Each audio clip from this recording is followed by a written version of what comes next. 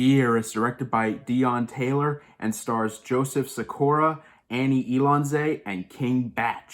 A weekend getaway vacation suddenly turns sinister when a group of friends confront their worst fears and fall victim to them. So I think I can speak for most people when I say that this January has been a pretty good month for film overall. Don't get me wrong, we've had some lesser films this month, but overall, when January is concerned, the graveyard of cinema, this has not been a half bad month. We've even got some really good films out of this month. And yeah, we've had The Devil Conspiracy, but hey, that was one fluke. What are the chances that a movie as bad as that is going to happen again in the same month?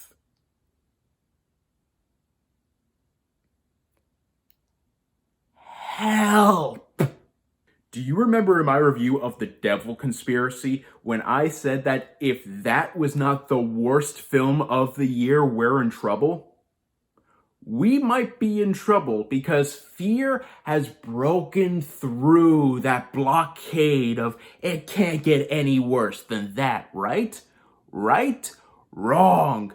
Fear might just be the worst horror film I've seen in years. If you haven't even heard of this film, count yourselves lucky. And I hate to say that because this is film we're talking about. It's hard to get even one film made. It takes so much collaboration and so much talk and so much energy and so much time between so many different people. And for even just the smallest of release dates in theaters is an accomplishment. And I never like to bash on films that way, but come on. So before I just bash this movie in the most brutal way that I possibly can, is there anything of redeeming value in this film?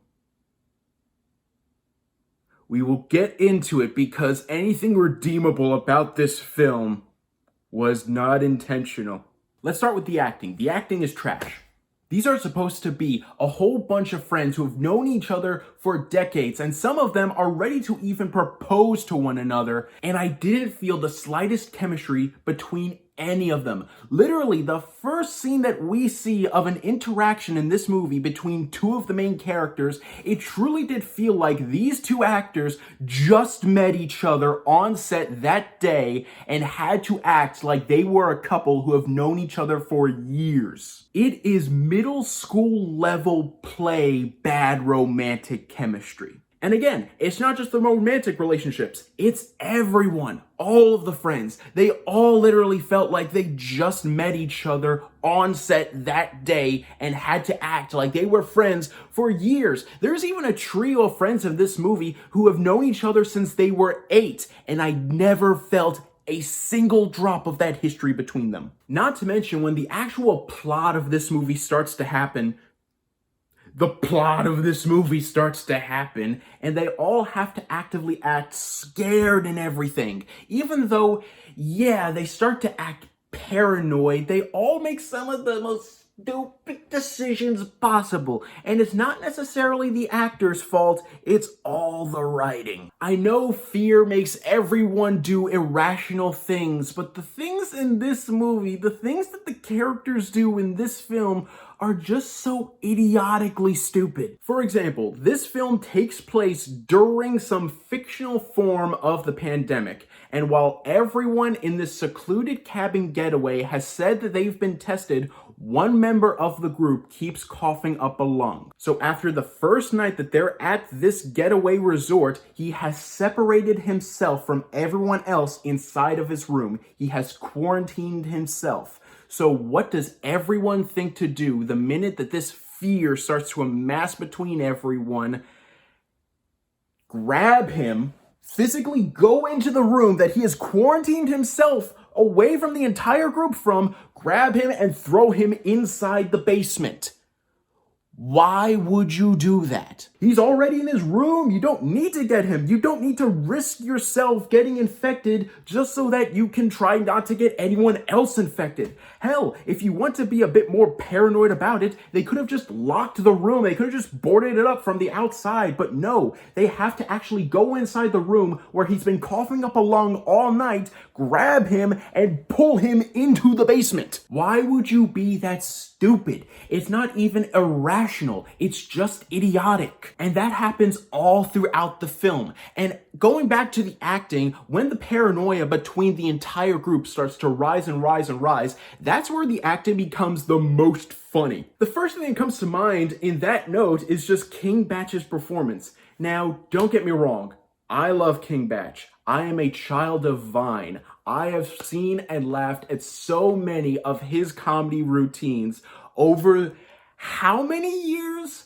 And in this movie, he might just be the worst actor of the bunch. A lot of the times, he's supposed to be the voice of reason, but by the last third of the film, when the paranoia has just completely engulfed him, every single ounce of scared energy that he has is just culminated in just one stare. That, for the entire last third of the film, while he is in the movie, it's just... That's his scared face. And going off of that hilarity, every single character in this entire movie, when they're reading off some bit of exposition, whether it's from a book or the internet, they have to always read it out loud. They can never let the audience read it for themselves. Like, they think that we're so stupid we can't read. There is literally a point in the movie where a character is going through the list of residents in this getaway, and it goes from 2012, 2013, 2014, 2015 to 2023. And she asks audibly, why has no one been here for 8 years? Like, we could never have come up with that question ourselves. It's so dumb. It's so obvious how obviously ADR'd a lot of those moments are. And every time that happened, I laughed audibly in the theater. And going back to the more technical aspects of this film, this is one of the most obnoxiously shot and edited films I've ever seen. Not only will there be multiple jump cuts in shots in terms of the editing throughout one scene alone, but there is no smooth transition between the scenes. There is one scene where a character is locked in a basement. He's trying to get out. It's supposed to be a very intense scene. And then literally the next scene, it's, oh, you're pregnant, yay! And it's not supposed to be a funny transition. It's supposed to be a continuation of the intensity. It does not work. And the amount of Dutch angles and fish-eyed lens close-ups in this movie is staggeringly, stupidly hilarious. It's like a 10th grader who's taken a film class learning all of these different techniques, learning when you're supposed to use them textbook-wise, and then using them in a film. Although I'm pretty sure a 10th grader could come up with a story better than this. But what the film all comes down to is the title. Fear. Is the movie scary? No, but it is funny. The main monster in this movie is just this horrifying looking woman who has bees and flies just surrounding her. And when she wants to entrap someone in fear, she entraps the person within all of these CGI flies. And it's the most hilarious looking thing ever. It looks more like the black goo from Spider-Man 3 than it does any sort of swarm of flies. And when the characters actually start getting picked off one by one using their biggest fears, it is some of the most hilariously underwhelming shots of scares ever. Whenever someone is experiencing their worst fear, they're clouded from everything that happens around them. So as they're trying to escape the fear, in reality, they're actually killing themselves. 1, that is a good idea if used correctly. 2, it is not used correctly in this movie. Every single time a character goes into this imaginary zone, the entire color palette of the film